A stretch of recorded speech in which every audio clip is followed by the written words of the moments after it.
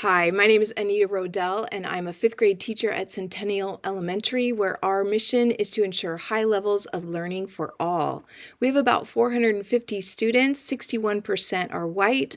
Our students of color are Asian, Hispanic, and biracial. We also have about 24% of our students with disabilities.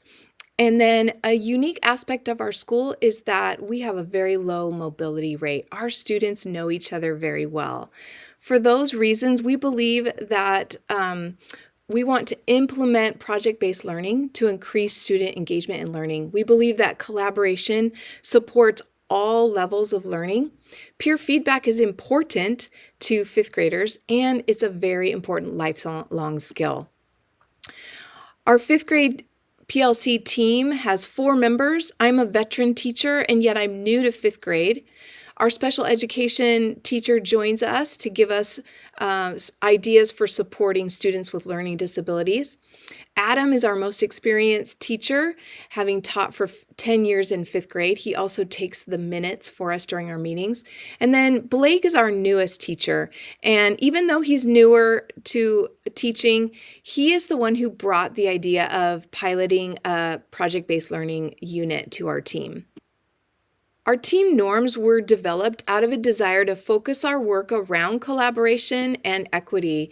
It is important to us to remember to start with an open mind and growth mindset, to engage in dialogue and not debate, to accept and expect non-closure. We may not get to a final or complete answer, and to own our mistakes.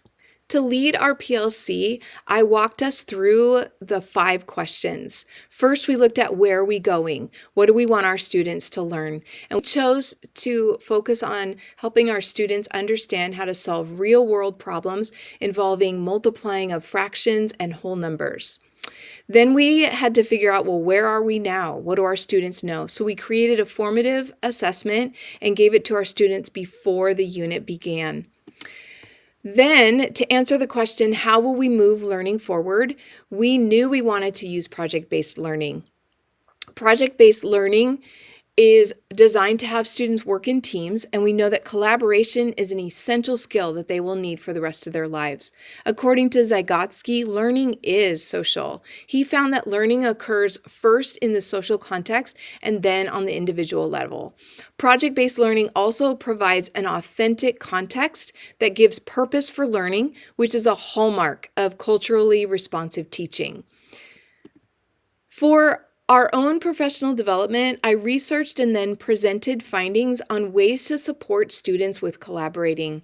We discussed using team agreements, jobs, and then we utilized a group reflection tool called After Action Review. During a later meeting, we analyzed student responses to the After Action Review and collaborated to develop next steps to help our students continue to grow in collaboration skills.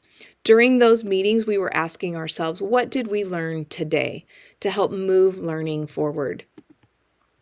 Because of our own professional learning and collaboration, we did see growth in student collaboration. You can see here results from a survey that my students took after working with their teams. Classmates rated their teams higher the second time they took the survey. Our collaborative efforts did result in student learning. We have not yet reached our SMART goal, and yet our unit of study is not over. After analyzing the results at this point, we discussed who had benefited from our instructional choices and who had not. And we developed next steps for helping those students who had not mastered the concept yet.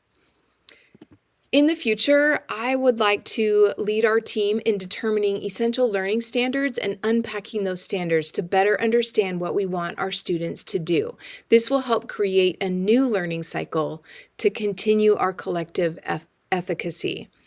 I would also like to lead our team in doing a team strengths assessment so that we can determine unique roles for each team member. If I was to do this over again, I would emphasize team norms more during each meeting, and I would also include team roles into our norms. I would also activate team learning by asking my colleagues to research and to share their findings during our meetings.